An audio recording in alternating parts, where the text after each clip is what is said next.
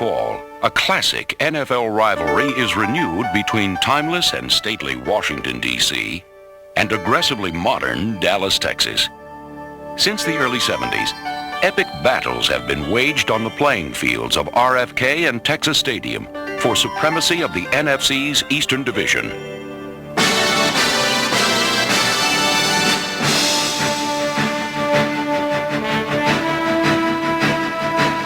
Trading hot licks and leaping catches in at least 2 games per season, the Cowboys and Redskins have fueled a feud in which each game is played with championship intensity. Defense being asked to come up with some kind of a big play.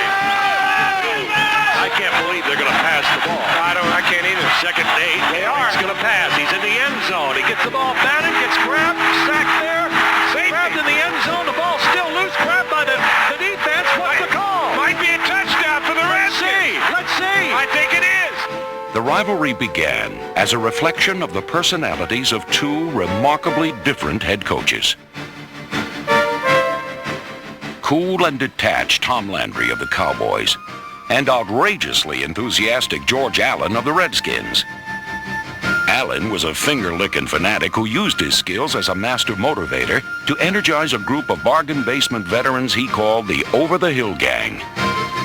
Tom Landry preferred his athletes young and his team calculating and color-coordinated. Today, both men are out of coaching, but they recently met once more in Dallas for a touch football game to benefit charity. This time, they would play for fun. No, not horny. This is the Over-the-Hill Gang. But echoes of an intense past still remain. What about the game plan for these Redskins, and in particular George Allen? Well, I'm going to check him. I'm going to check his signs over there. He's usually licking his his fingers. He probably got something going on over there. Hey, hey, hey, hey, hey, hey, hey, hey, hey, hey, hey, hey, hey, hey. And the rivalry really started whenever George Allen came to Washington, D.C. The Redskins were hungry for a victory. They were hungry for any kind of a successful season. They hadn't had a championship in 30 years. What I tried to dwell on is that you're in the nation's capital. You're representing the nation. And I felt that way myself. We had a special mission. He'd say Tex Ram put the Cowboys in there because he thought that the East Division was patsies, that the Redskins would never be anything, and that it was a setup by the league to make sure that the Cowboys always got to the playoffs. Roger Staubach and company. Roger Staubach, Tom Landry, Tex Ram. Here we go. But I remember George always saying that, if it was up to him to have the outcome of the game, he would like to fight Tom Landry on the 50-yard line of the game if that what it meant to win. I don't think he'd have won. He made up all these goofy stories, got us to hate the Cowboys. The Cowboys, we were just the Redskins, you know what I mean? We meant nothing to them. But George got us so whipped up and fired up that, that we'd go out there and we'd be crazed by the time we stepped on the field. And then in response to our craziness, and they got crazy, so the rivalry developed. But it really came because George had a team which didn't have that much skill. He built his Redskins up to where they were about to pop. And they were so emotionally high, buddy, that if you walked in that stadium, you better have your guns on because they were coming after you. I'm telling you, I might say I hated him, but he had his boys ready to play. And so I used to say, if Roger Staubach wants to run, he's going to do it at his own risk, hoping he wouldn't run, you see. And Staubach, as great as Staubach was a tremendous, tremendous competitor, but very much a Christian guy. Didn't say bad words, didn't curse. And George would try to unsettle him. George, what do you want me to say about Roger? He said, well, why don't you say that we're going to break his neck if he runs? And then I'll say this, and then you say that. And he has a big barker's voice. Geez, you can hear him through the stadium when he yells out something. He yells out, Roger! You can hear it at 250 yards away. They truly are over the hill now. They're no match for you. No, they're over the hill and so are we. We've got 2 over the hill guys.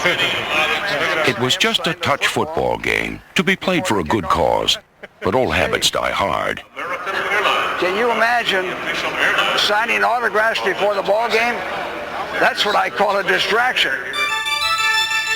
Despite the passage of years, the emotions and adrenaline of Dallas versus Washington came flooding back, mixing present with past.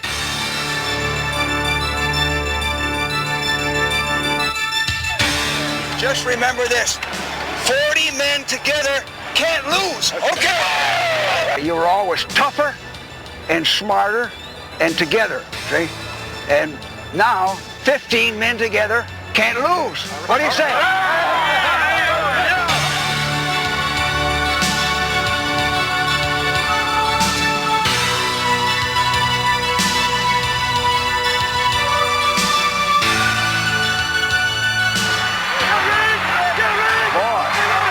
Look at Riggins go, hey?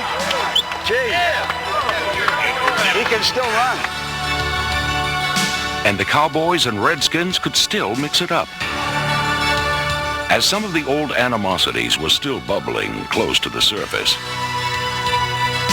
Hey, you slap me in the face again, I'm going to slap you in the face. Line up. Arnold, don't do it anymore. Just like the old days, the Redskins gave Roger Staubach a hard time. And just like the old days, the Cowboys had all the best athletes.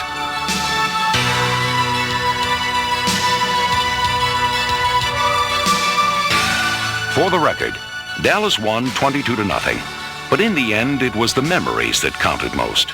Memories of a team that was labeled loser, and the coach that tore that tag apart to create an enduring rivalry of might and men.